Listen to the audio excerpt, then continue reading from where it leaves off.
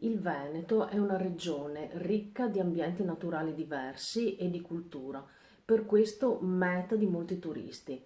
Ma il turismo si concentra solo nei luoghi più conosciuti, mentre il Veneto non è solamente the land of Venice.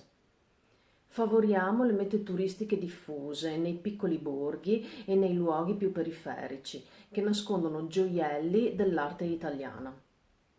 Il Veneto dispone anche di ben 4 parchi regionali: il Parco dei Colli Euganei, il Parco del Delta del Po, il Parco del Fiume Sile e il Parco della Lessinia. Per molti anni sono rimasti commissariati e quindi con potenzialità inespresse. Ogni parco ha le sue peculiarità e le sue comunità residenti da tenere in considerazione, ma tutti insieme formano un unicum delle cose belle del Veneto. Il Parco del Delta del Po, ad esempio, è una delle biosfere MAB UNESCO dal 2015.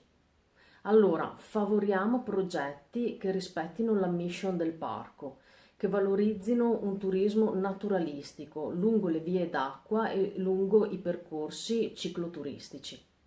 Sfruttiamo i bandi europei per ottenere questo. Favoriamo anche e rafforziamo gli aspetti legati alla cura, alla salute, alla prevenzione e alla riabilitazione nelle zone termali. Queste offrono un turismo in relazione con il territorio e la natura. Penso ad esempio alle terme Euganee che si trovano a ridosso del Parco regionale dei Colli Euganei, nelle quali si può sviluppare un piano organico di politiche per il turismo.